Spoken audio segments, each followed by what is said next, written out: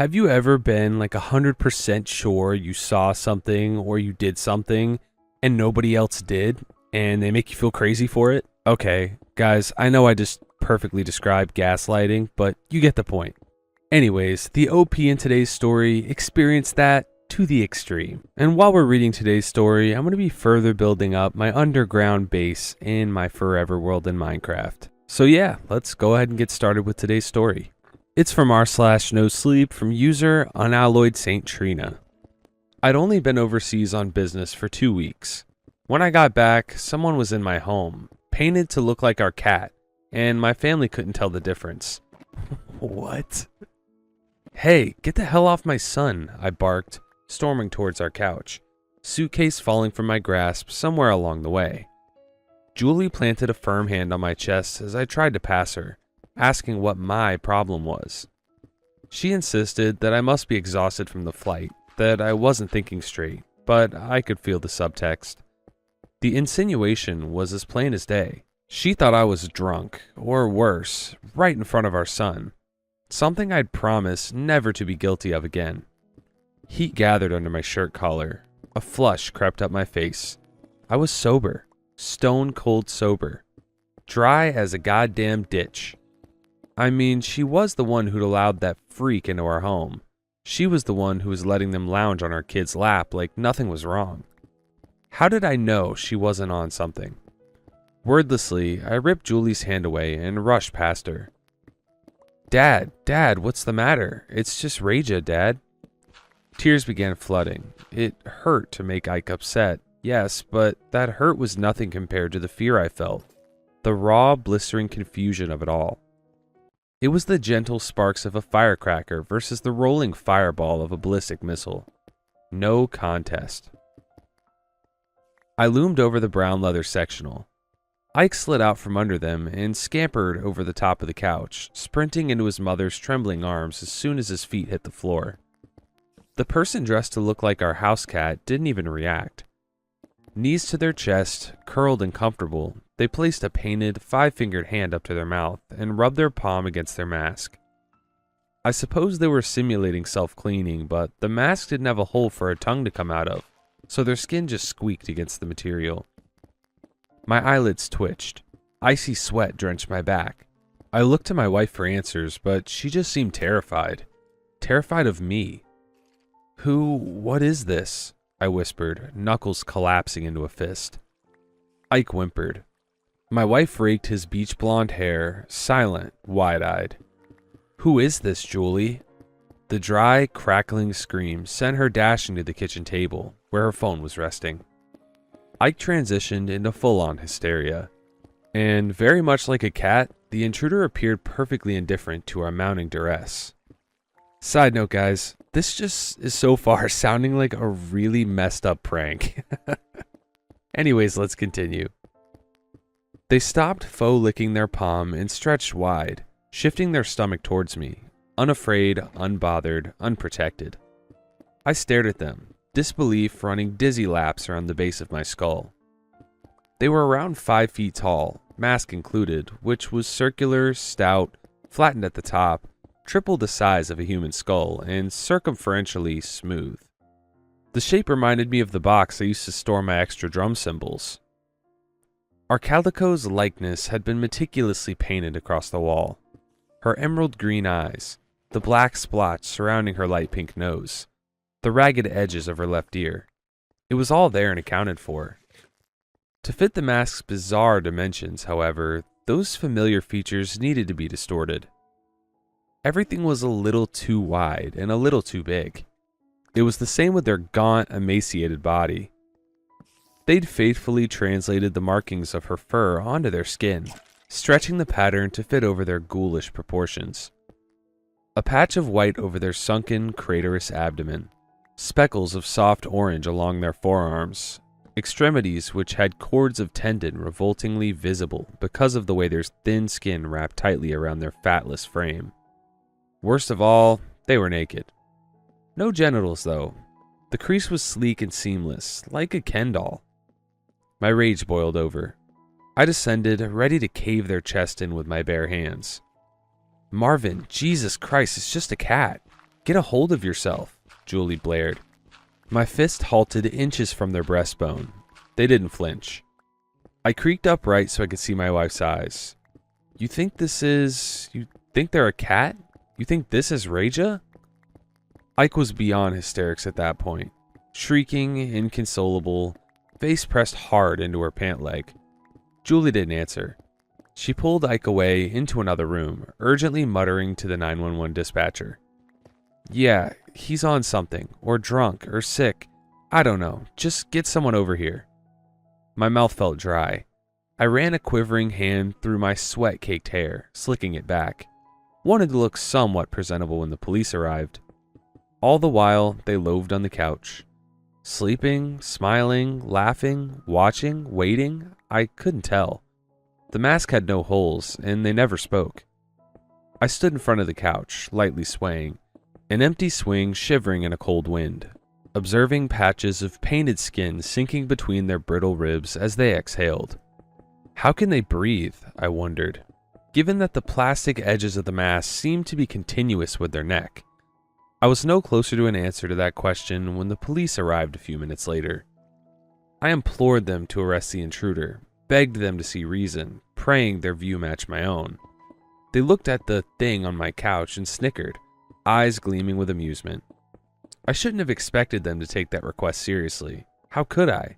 It was just a cat after all. The police graciously escorted me to the emergency room. Not in cuffs, thankfully. Not that time. All the tests were unremarkable. The clear fluid they drew from my spine didn't show any signs of infection agitating my nervous system. The urine drug screen came back positive, but only for opioids, and the doctor expected that, given I was on naltrexone. The med helped dull any residual cravings for my old vices, alcohol and cocaine, but shared a chemical similarity to oxycodone. My kidneys, my heart, my liver, every organ seemed to be in working order. As far as the doctor could tell, there wasn't anything wrong with me, and I hadn't ingested anything they believed could inspire psychosis. But when the psychiatrist asked, I remained insistent. That thing wasn't a cat. From there, my trajectory was set. Next stop, Falling Leaves Behavioral Health Hospital. The first time wasn't too bad. My fellow captives were tolerable, and the docs were nice enough. Smart, too. They eventually had me believing I was suffering under an isolated delusion precipitated by extreme stress. Their words, not mine. Initially, I rejected the theory. The more I considered it, though, the more it seemed to click into place. Undeniably, work had been taxing, and no one else saw Raja as I did. Occam's razor suggested something was wrong with me, rather than everyone else. Not Ike, not Julie, and not the police. Just me. 5 days later, I was discharged. Ike was ecstatic, jumping up and down in the back seat of our sedan, wrapping a pair of little hands around my shoulders as I clicked the passenger seat safety belt into the holster. Julie was more reticent about my release, but she did a good job faking happiness for Ike's sake. I was the last to enter when we got home. My feet felt thickly calcified to our stone stoop. It took Julie holding my hand to get me inside, practically yanking me over the threshold. The door swung shut behind me. Electricity sizzled up the curves of my neck as I scanned my surroundings.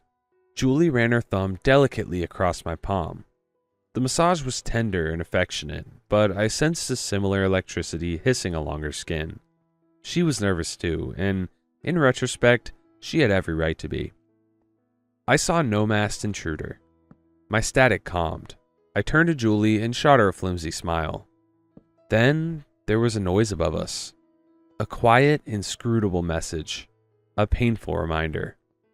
Knock, knock, knock. My body became a live wire. Julie's thumb dug vicious stigmata into my palm, having sensed my panic.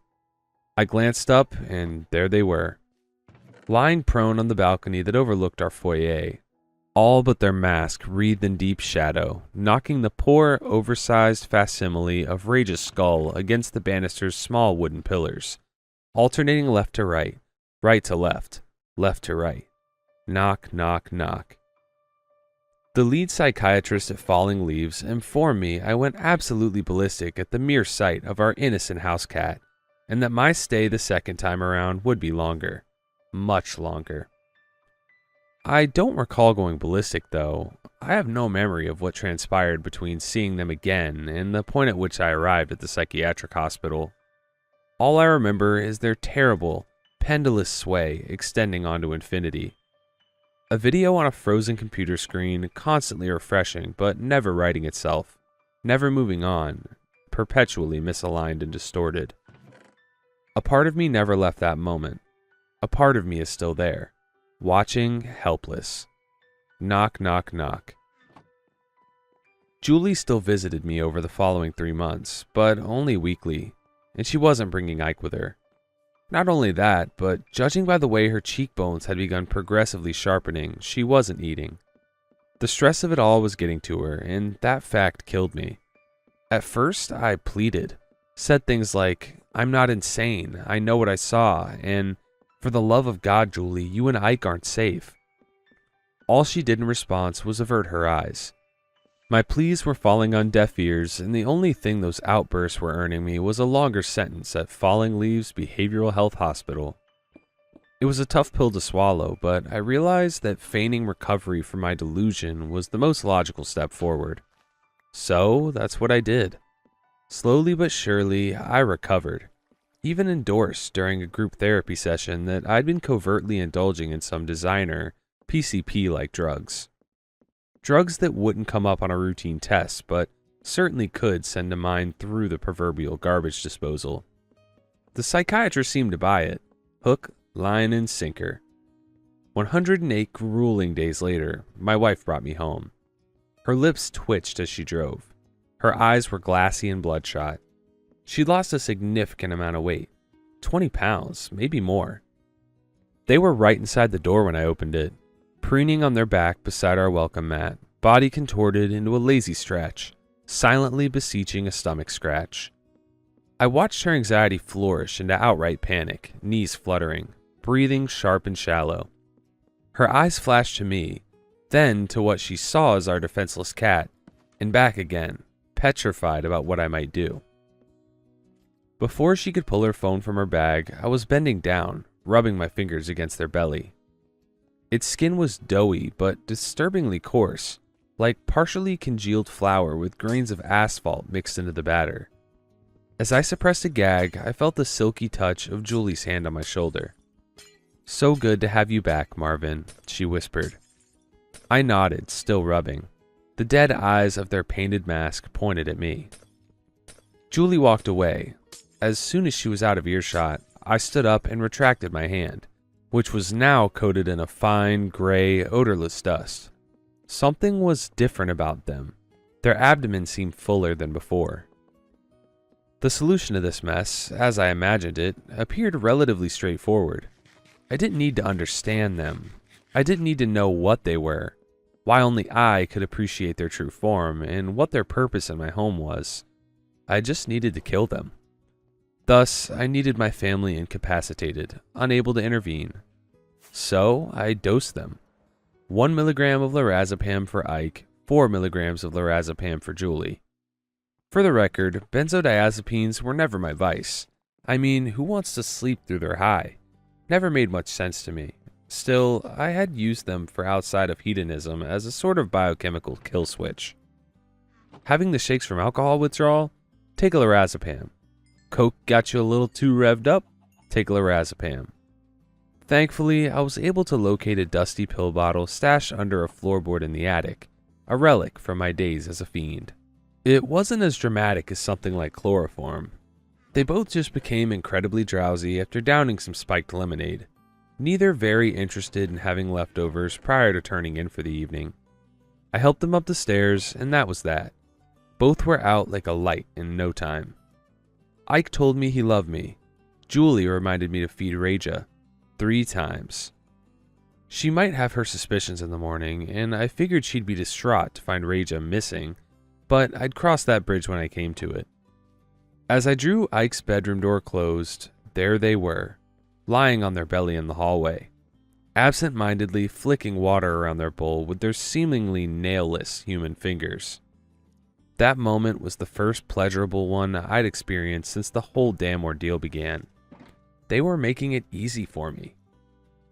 I tiptoed across the carpet, gaze ripe with beautiful violence, and when I was close enough, I knelt down and straddled the intruder. They writhed, attempting to get out from under me. It was no use. Only then did I experience a brief, smoldering curiosity about what was hidden beneath.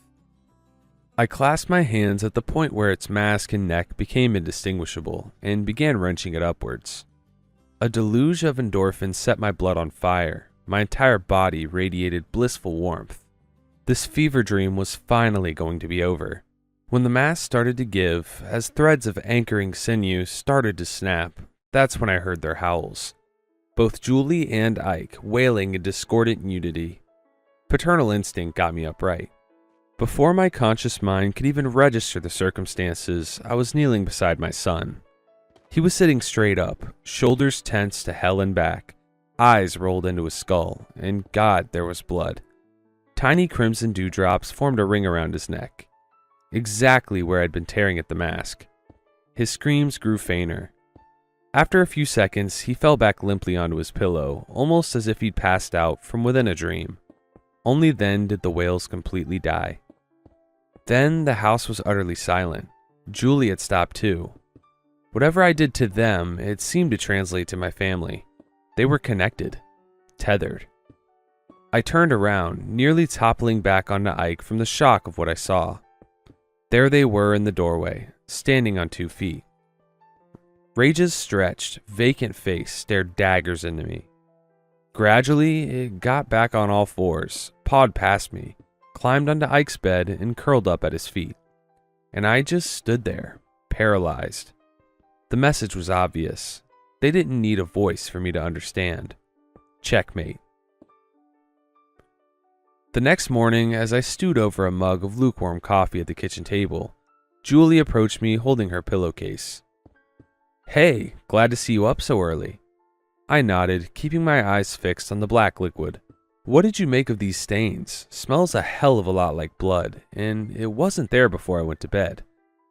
I thought I saw some dried blood on my neck, but I looked myself up and down in the mirror, and it doesn't seem like I have a scratch on me. I don't know, it's just weird.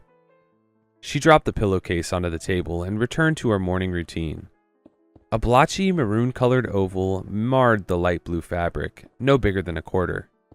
Flecks of coagulation dislodged as I scraped my thumbnail over the stain, but as I put it to my nose and sniffed, I didn't detect even a hint of that sickly sweet, iron-kissed scent. Yep, smells like blood to me. Strange," I replied, draping the pillowcase over the top of a nearby chair. "Right?" She paced out into the foyer and began calling for Ike. After years of snorting drugs, my sense of smell was effectively non-existent.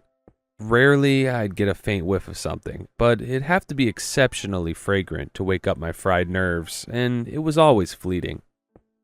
Julie didn't know that, though. I was used to lying about it, too embarrassed to reveal the lengths to which I'd ravaged my body at the altar of feeling good.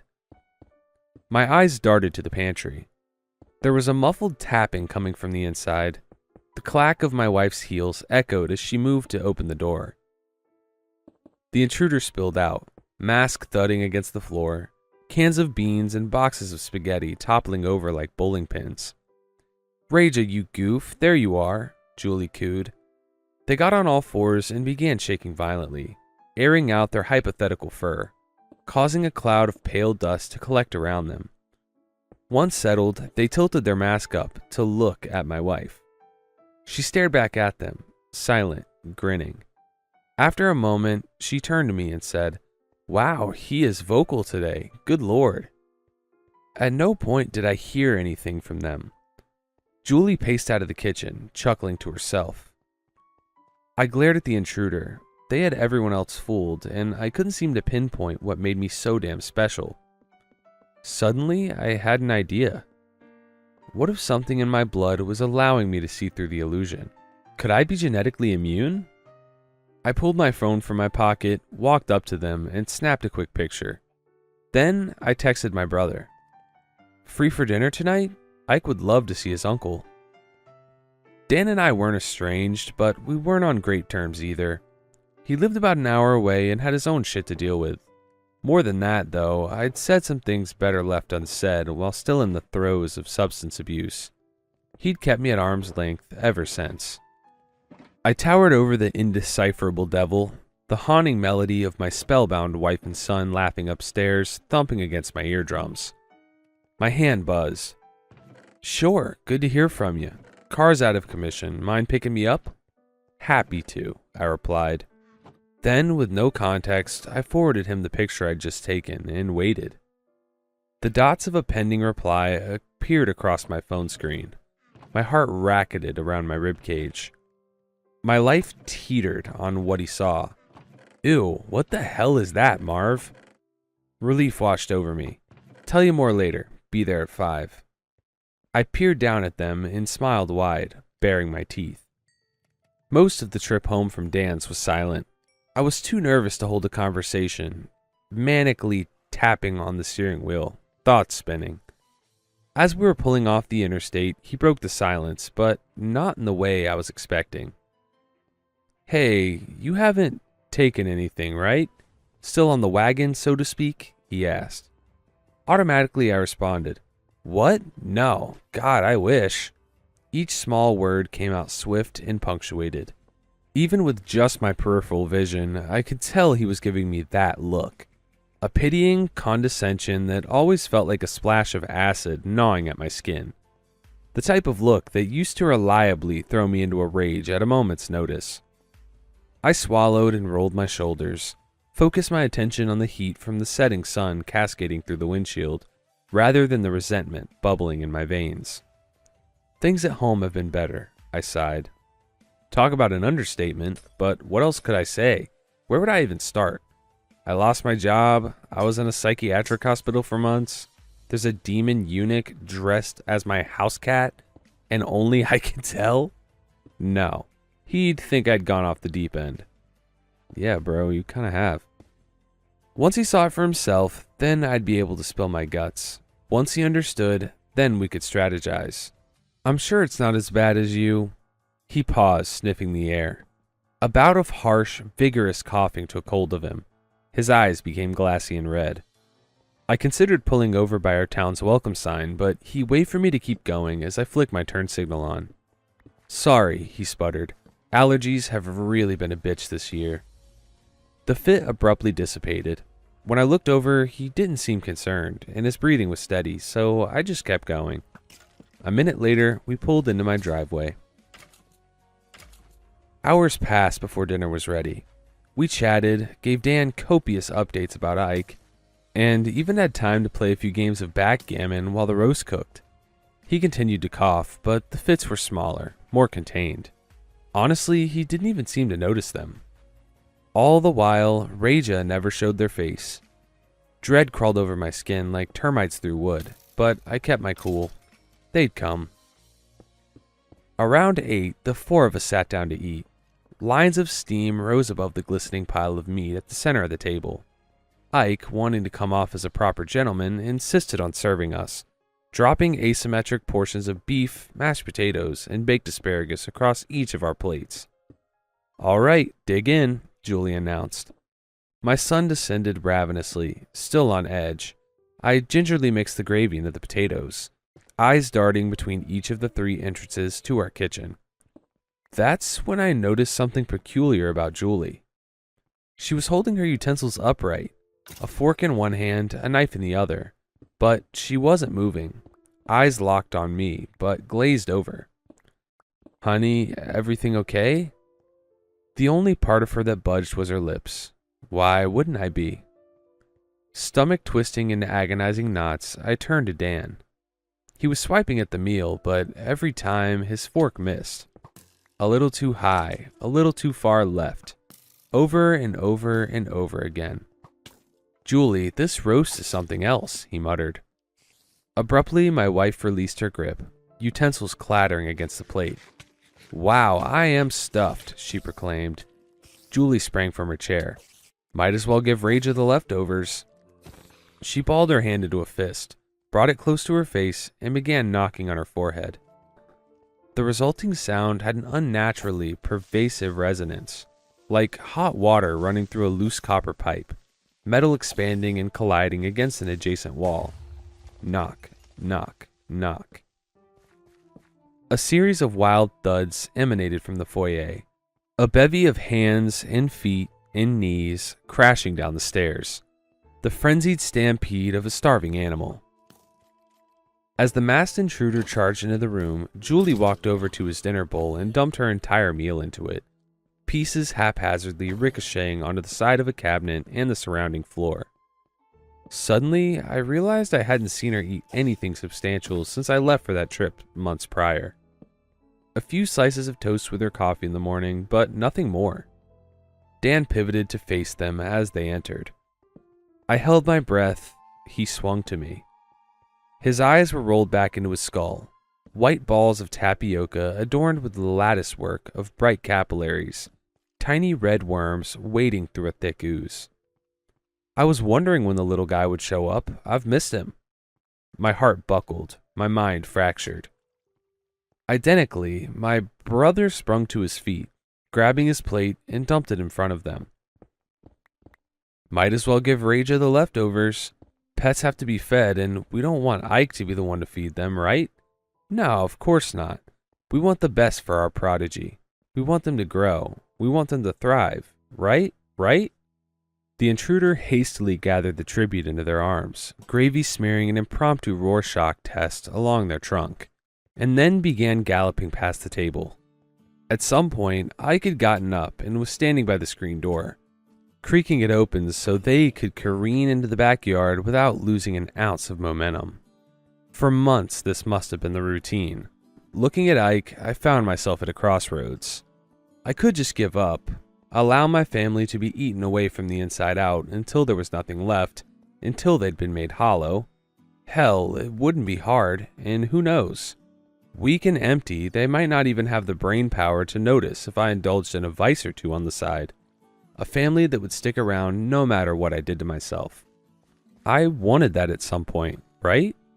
Or I could give chase to that incomprehensible thing, that parasite. Even if it felt hopeless, completely and utterly insurmountable, I could still try. Blood thrumming, heart burning. I shot up and followed them into the moonless night. It's currently 11 p.m. When I finally arrived home, Ike and Julie were sleeping soundly and Dan was gone. But I don't know where he got to since I drove him.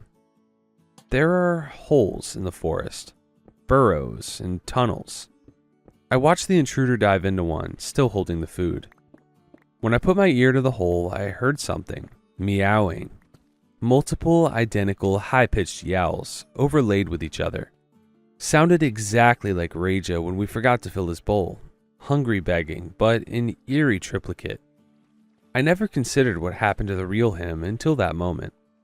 If that truly is our original house cat lurking deep in the hole. That's not all though. On the way back, I passed by Mr. Hooper, who lives 2 doors down from us.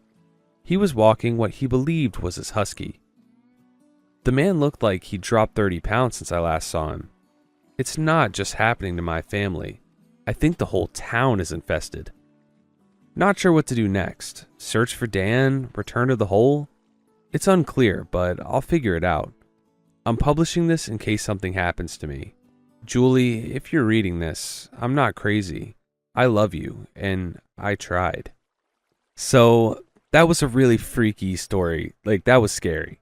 Being the only person to see this being, cat, human thing, and then everybody thinking you're crazy and having to go to a mental hospital when, in reality, this guy kind of does sound pretty unhinged. I don't know, man. Part of me really wants to think this guy is just the victim of a long, terrible, well thought out prank. Like, would this guy be more relieved or angry when everyone points at him and it's just like, gotcha? I'm sorry, that's actually hilarious, but you never know.